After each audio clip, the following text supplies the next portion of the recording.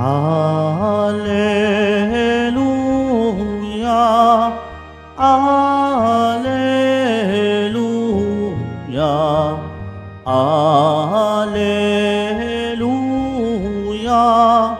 Alleluia.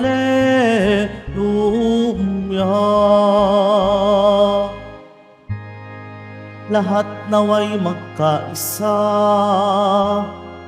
kay Kristo at sa Diyos Ama, nang tanay sumampalataya.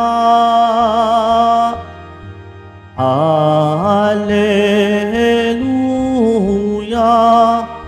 Alleluia, Alleluia, Alleluia.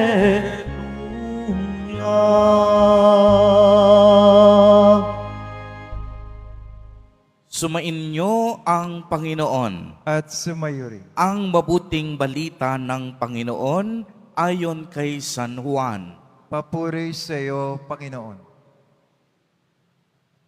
Noong panahong iyon, tumingala si Jesus at nanalangin, Amang banal, hindi lamang ang aking mga alagad ang idinadalangin ko, kung hindi pati ang mga nananalig sa akin dahil sa kanilang pahayag.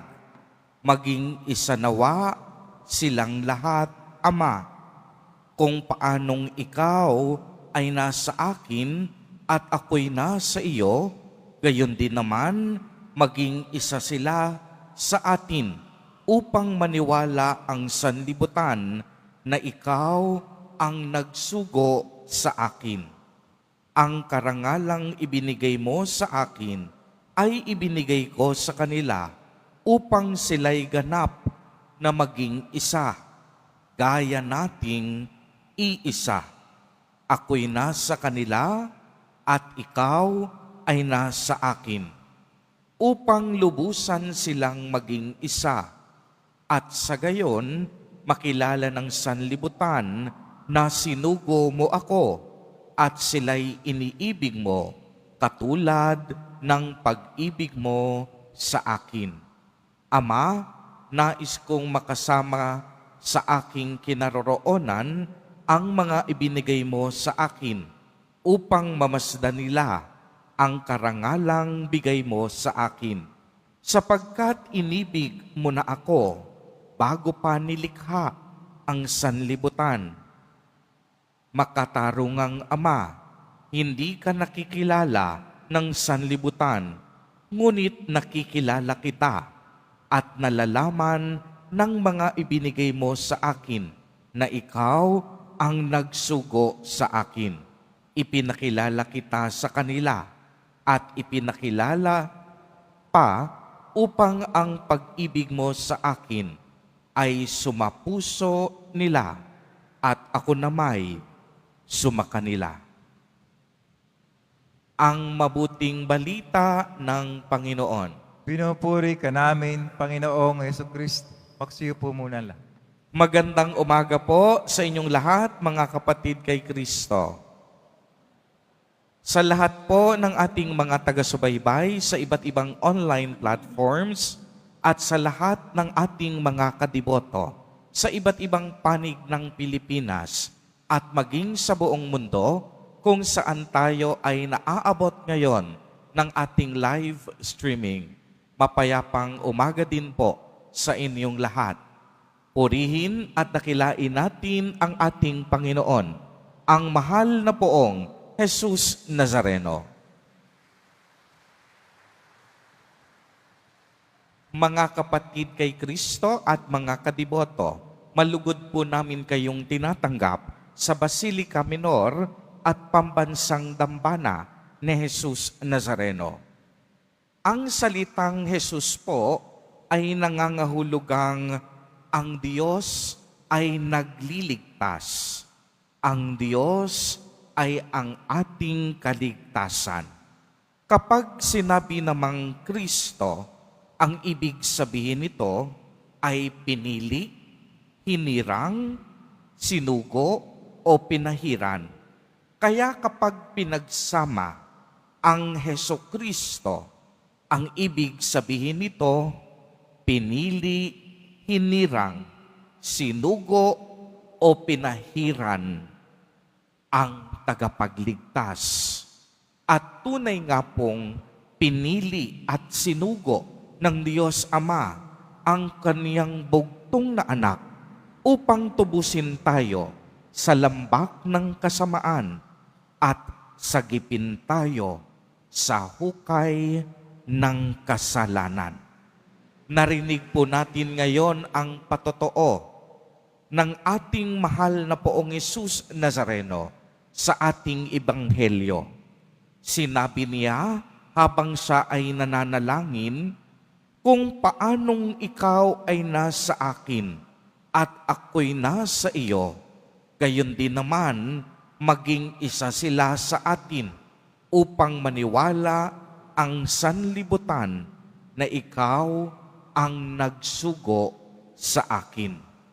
Narinig natin sa maraming pagkakataon na ipinahayag ni Jesus ang kaniyang sarili bilang daan, buhay at katotohanan. Maliwanag namang ipinapahayag ngayon ni Jesus Nazareno sa ating ebanghelyo na siya at ang Diyos Ama ay iisa.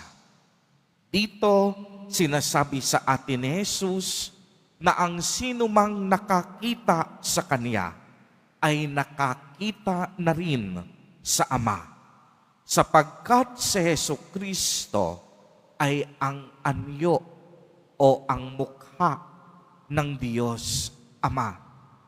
In English, Jesus is the invisible face of God.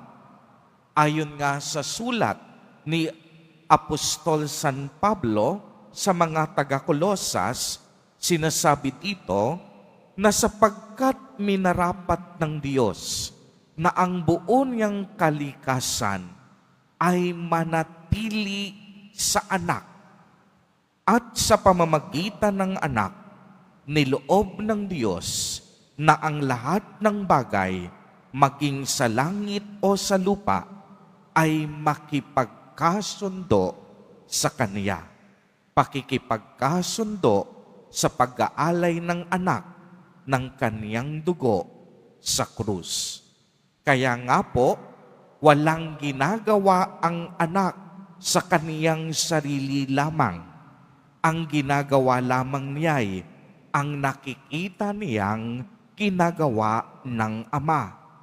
Ang ginawa ng Ama ay ang siya namang ginawa ng anak. Mga kapatid kay Kristo, lagi po nating tatandaan na ang bawat pagkilos ni Jesus Nazareno ay batay sa pagkilos ng Diyos Ama, sapagkat ang Ama at ang Anak ay iisang Diyos. Marami sa atin ang nagtatanong, noong isinugo ba ng Ama ang kaniyang anak sa mundo, ay pinabayaan ba siyang maghirap at magpakasakit sa krus na nag-iisa? Maliwanag ang sagot, hindi.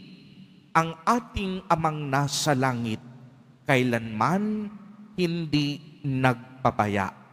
Maaaring mas masakit pa nga para sa Ama ang makita ang paghihirap ng anak. Sa bawat hirap at pagpapakasakit ng anak ay naroon ang isang Ama na patuloy na dumadamay at kumakalinga. Sapagkat ang Ama, ang Anak at ang Espiritu Santo ay iisang Diyos. Amen. Purihin at dakilain natin ang ating Panginoon, ang mahal na Poong Jesus Nazareno.